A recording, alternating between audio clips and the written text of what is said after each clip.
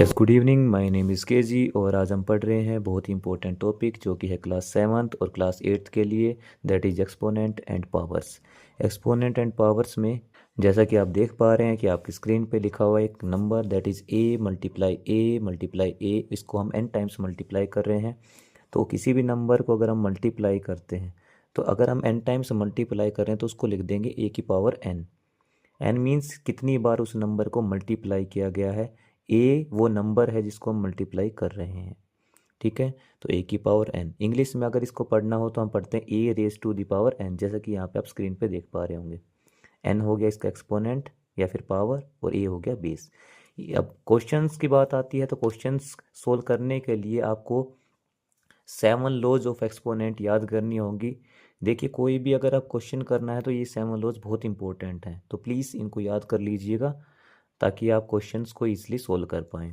First law की तरफ बढ़ते हैं तो लॉ ऑफ एक्सपोनेंट की जो फर्स्ट लॉ है वो कहती है कि a raise to the power m हो और मल्टीप्लाई में a raise to the power n, means बीच में जो साइन है वो मल्टीप्लाई का। इस चीज़ को ऑब्जर्व कीजिएगा। हमारे पास बेस ए सेम दिया गया है लेकिन पावर अलग अलग दे दी गई है। ए की पावर यहाँ पे m है और यहाँ पे n है, तो जब साइन मल्टीप्लाई का होगा तो हम इन पावर्स को ऐड कर देंगे। तो यहाँ पे हम क्या लिखेंगे, a raise to the power m multiply a raise to the power n is equals to a raise to the power m plus n, ठीक है। फॉर एग्जाम्पल अगर आप देखना चाहें तो जैसे मैंने यहाँ पे एक एग्जाम्पल दिया हुआ है, मान लीजिए 2 की पावर 3 है और 2 की पावर 2 भी है, तो यहाँ पे बेस हमारा 2 सेम है, ठीक है। ये बेस 2 है, यहाँ पे भी बेस 2 ही है, लेकिन इनकी पावर अलग अलग है। यहाँ पे पावर 3 है और यहाँ पे 2 है। तो इसका मतलब क्या है, 2 की पावर 3, रिमाइंड कीजिएगा जैसे मैंने कहा था कि 1 की पावर n है तो उसको हम उतनी बार मल्टीप्लाई में लिख सकते हैं। तो 2 की पावर 3 है, मतलब इसको हम 3 बार मल्टीप्लाई में लिखेंगे। तो 2 लिख सकते हैं। और यहाँ पे 2 की पावर 2 है तो इसको 2 लिख सकते हैं। अब काउंट कीजिए 2 कितनी बार मल्टीप्लाई हुआ, 2 हुआ 5 टाइम्स मल्टीप्लाई, ठीक है। तो इसको हम क्या लिख सकते हैं, 2 रेज टू द पावर 5 लिख सकते हैं। अब नेक्स्ट हम चलते हैं सेकेंड लॉ की तरफ। सेकेंड लॉ कहता है कि अगर ए की पावर m है और नीचे ए की पावर n है, मीन्स बेस हमारे सेम है लेकिन पावर अलग है, लेकिन पावर आपके पास डिवाइड में दे दी गई है। तो ए की पावर m डिवाइड ए की पावर n है तो आप क्या लिखेंगे, ए की power m minus n. Multiply में पावर प्लस होती है, डिवाइड में पावर माइनस होती है, बस एक छोटा सा इसमें डिफरेंस है। एग्जाम्पल के लिए देख लीजिए, यहाँ पे 2 की पावर मैंने 5 दी है, 2 की पावर 3 दी है, ठीक है। तो 2 की पावर 5 को हम क्या लिख सकते हैं, 2 की पावर 5 को हम लिख सकते हैं 2 मल्टीप्लाई 2 मल्टीप्लाई 2 मल्टीप्लाई 2 मल्टीप्लाई 2, ठीक है। तो इस तरीके से हम इसको 5 बार लिख सकते हैं, ठीक है। नेक्स्टली अब यहाँ पे नीचे लिखा हुआ है 2 की पावर 3, तो 2 की पावर 3 को हम कैसे लिख सकते हैं, 2 मल्टीप्लाई 2 मल्टीप्लाई 2। तो कितना हो गया, 2 मल्टीप्लाई 2। अब देखिए ऊपर पावर है 5 तो 5 बार मल्टीप्लाई, नीचे 3 है तो 3 बार मल्टीप्लाई, ठीक है। तो अगर हम यहाँ पे काटेंगे तो देखिए 1 2 3, ये 3 कट जाएंगी, 1 2 और 3, तो यहाँ पे कितनी बची, 2। तो 2 की पावर 2, तो इसकी इजीली हम लिख भी तो सकते हैं 2 की पावर 5 माइनस 3, तो अभी तो 2 की पावर 2 ही बचेगा, वही केस किया हमने, पावर माइनस कर दी। चलिए आगे बढ़ते हैं हम लॉ नंबर 3। लॉ नंबर 3 क्या कहता है कि ए की पावर अगर m है और उसकी भी पावर दे दी गई, ए की पावर m थी उसकी भी पावर n दे दी गई है, तो ये जो पावर है उस टाइम पे मल्टीप्लाई हो जाएंगी, ठीक है। किस तरीके से, देखिए जैसे मेरे पास यहाँ पर एग्जांपल है 2 की पावर 2 है और उसकी भी पावर अगर मैंने 3 दी हुई है, तो मैंने क्या किया, 2 की पावर 2 को मैं क्या लिख सकता हूँ, 2 मल्टीप्लाई 2, और उसकी पावर 3 है, मतलब जो अंदर 2 की मल्टीप्लाई 2 लिखा हुआ था उसको हम 3 बार मल्टीप्लाई करेंगे।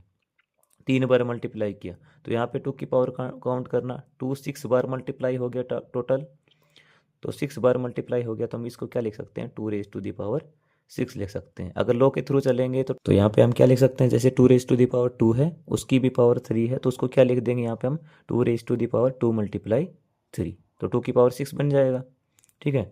नेक्स्ट लॉ है फोर्थ लॉ, जिसकी तरफ बढ़ते हैं। नेक्स्ट लॉ क्या कहती है, ए रेज टू दी पावर अगर m है और b की पावर m है, तो हम क्या लिखेंगे, a multiply b raise to the power m। चलिए इसको एक एग्जांपल के थ्रू समझते हैं। जैसे कि हमारे सामने 2 raise to the power 2 multiply 3 raise to the power 2 है, तो हम इसको क्या लिख सकते हैं, 2 मल्टीप्लाई 2, और इसको क्या लिख सकते हैं, 3 मल्टीप्लाई 3 लिख सकते हैं। पावर सेम है, ध्यान रखना, बेस अलग है लेकिन पावर सेम है। तो यहाँ पे क्या कर सकते हैं, अब 3 को हम आगे तो लिख सकते हैं, कम्यूटेटिव प्रॉपर्टी आपको याद हो कि आगे पीछे मल्टीप्लाई में लिख सकते हैं। तो 2 × 3 × 2 × 3, तो 2 बार लिखा है तो हम इसको क्या बोल सकते हैं, 2 × 3 की पावर 2। यही तो हमारा लो था कि अगर 2 की पावर 2 है और 3 की भी पावर 2 है तो हम पावर को बाहर ले लेंगे, ये जो भी नीचे बेस थी मल्टीप्लाई में अंदर चले जाएंगे। ठीक है। फिफ्थ लो क्या कहती है, a की पावर m अपॉन में b की पावर m। डिवाइड में है, पावर सेम है लेकिन बेस डिवाइड में है, तो हम क्या करेंगे, पावर को बाहर ले लेंगे, a अपॉन में b, उसकी पावर क्या आ जाएगी m। एक एग्जाम्पल के थ्रू देखते हैं इसको। 2 raised to the power 2, 3 raised to the power 2। Multiply में कैसे लिखेंगे, 2 की पावर 2 होगी तो 2 × 2, 3 की पावर 2 होगी तो 3 × 3। अब ये मल्टीप्लाई में हम इसको अलग भी तो लिख सकते हैं भाई, 2/3 इधर भी है और इधर भी है, तो 2/3 × 2/3। ठीक है। अब ये 2 बार आ गया तो इसको क्या लिख सकते हैं, 2/3 की पावर 2 लिख सकते हैं। तो वही तो हमारा था कि हमारे पास पावर अगर सेम है, बेस जो है वो अलग अलग हैं, तो 2 की पावर 2 अपॉन 3 की पावर 2, इसको हम पूरे को लिख सकते हैं 2/3 की पावर 2 भी, हमारी पावर बाहर आ जाएगी। तो चलिए 6th लॉ की तरफ बढ़ते हैं। 6th लॉ में क्या कहती है कि a की पावर अगर -m है तो हम उसको 1/a की पावर m रख देंगे। मीन्स अगर पावर नेगेटिव है तो पॉजिटिव बनाने के लिए उसका रेसिप्रोकल कर देंगे, या फिर इस तरीके से कह सकते हैं कि अगर a/b की पावर -m है तो उसको +m बनाने के लिए हम इसका रेसिप्रोकल कर देंगे, b/a आ जाएगा। एक एग्जाम्पल के थ्रू समझते हैं। जैसे मैंने लिख दिया 5 की पावर -4 है, तो हम इसको कैसे लिख सकते हैं, 1/5 की पावर +4। ठीक है। उल्टा भी हो सकता है, अगर 1/5 की पावर -4 है तो हम उसको क्या ले सकते हैं, 5 की पावर 4। इस वाली लो के हिसाब से देखें तो एक एग्जाम्पल है मेरे पास 3/5। अगर इसकी पावर -2 है तो आप क्या करेंगे, इसका रेसिप्रोकल कर देंगे, 5/3 पावर 2 हो जाएगा। ठीक है। पावर नेगेटिव से पॉजिटिव बनाने के लिए रेसिप्रोकल कर देंगे, इस बात का ध्यान रखिए बस। लास्ट है 7th लो। 7th लो क्या कहती है कि अगर किसी भी नंबर की पावर अगर 0 है, कोई भी नंबर आपके पास अगर उसकी पावर 0 है तो उसको आप 1 लिखेंगे। ठीक है।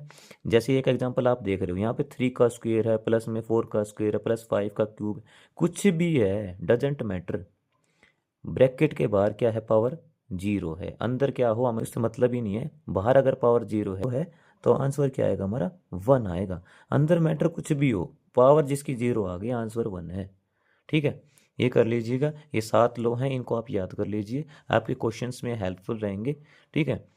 Thank you so much, thank you. अगर आपको मेरी वीडियोस पसंद आती हैं, आपको मेरा पढ़ाया हुआ थोड़ा सा भी समझ में आता है, तो प्लीज़ लाइक कीजिएगा, शेयर कीजिएगा, सब्सक्राइब कीजिएगा, कमेंट कीजिएगा। Thank you so much, thank you so much for watching my videos.